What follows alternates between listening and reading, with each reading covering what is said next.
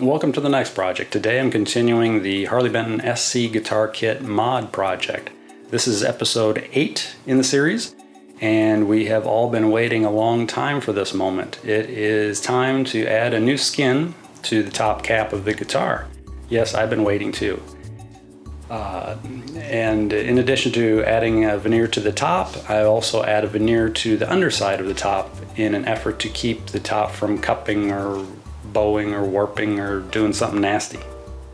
Let's start the next project. And here we go. It's time to start sounding like a scratched record and say, always add a center line to whatever you're working on. And sure enough, I'm doing it. I follow that up by adding painter's tape to everything I don't want the veneer glue to stick to, including the little neck pocket plug that I'll be using. And I did leave the body binding on the guitar.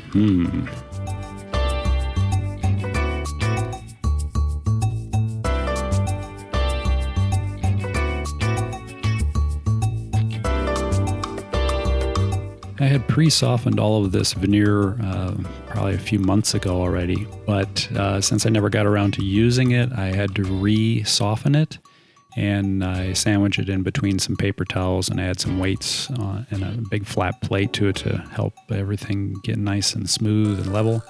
And now I'm moving on to assembling the inside veneer, the piece that goes under the cap on the inside of the body. This is a rather clear maple veneer, very thin, and it cuts very well with just a single edge razor blade.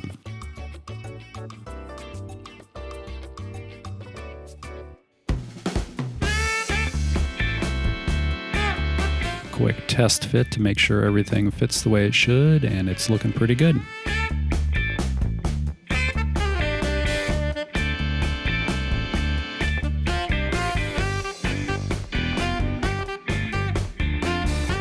The finished veneer for the outside of the body needed a little bit more work than the inside, especially since the inside veneer will never be seen. But this, I had to do a little bit more work trimming and fitting, making sure that the book match was nice and tight all the way along. And adding a center line to the veneer tape, followed by more single edge razor blade action.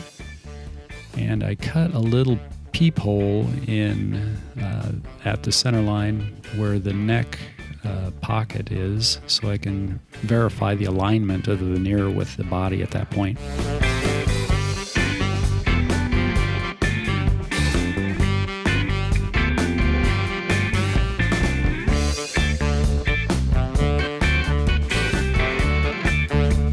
I'm using Thomann cold press glue for veneering, and you need to make sure that you shake the glue up, make sure it's stirred within the jug because it does separate a bit. And I'm using a chip brush. It's a 1-inch wide disposable bristle brush just to smear the glue all around. And then I drop in the interior veneer, the high density foam that I use to press the veneer to the inside of the cap. MDF spacer, and a plywood spacer.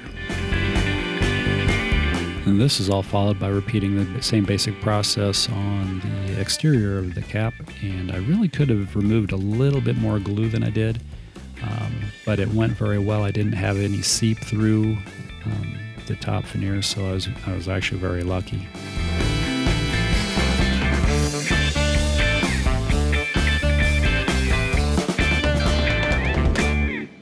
The prepped body is dropped into the body extension plywood ring that I made and slipped into the vacuum bag, and my curbside rescue vacuum pump draws it down. I think it's like 25 Hg, whatever that pressure is, and it really crushes the veneer down nicely to the curved top.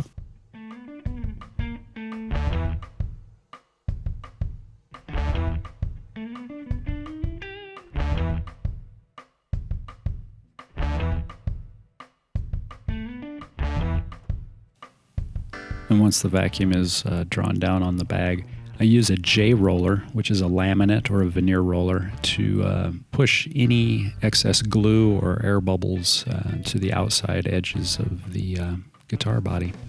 And through the magic of overnight dry time, I'm letting the air into the bag, actually.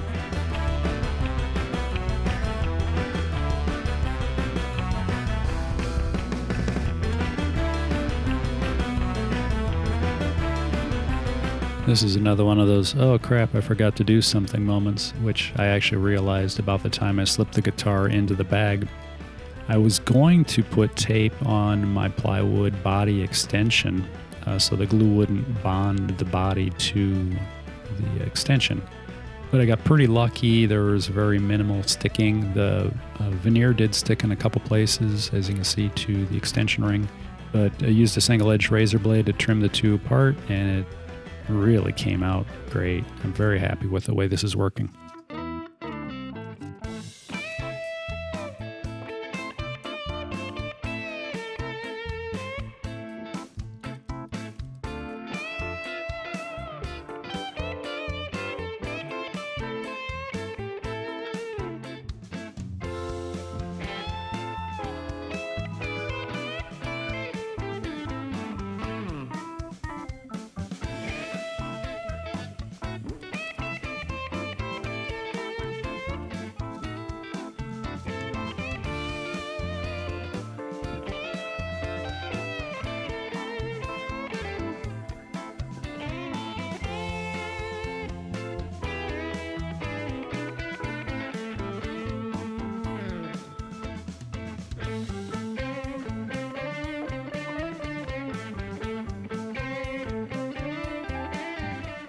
Now I'm removing the veneer tape again, and I'm just using straight water to loosen it this time. I didn't add any alcohol to it, and I think it actually came off better this way than when I used an alcohol water mixture.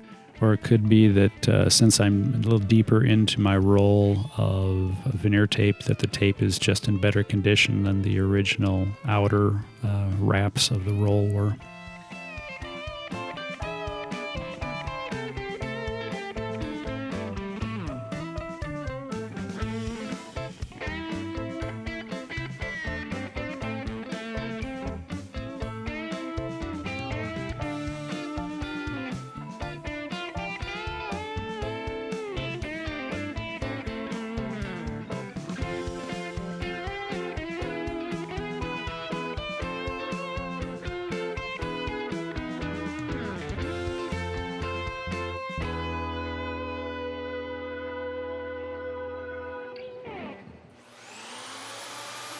This wasn't really necessary at this point of the project, but I was a little antsy and eager to see how it looked, just to clean up the edges a little bit. And I was also a little bit surprised to see how uneven the factory edge of the body is. It's not perfectly square everywhere, but that's okay. It really gives me a good opportunity to see where things aren't quite right and dress it up a little bit before I attack or tackle the binding, which you can see is still in place. But that will be the next episode, where I start reinventing the wheel by changing the binding.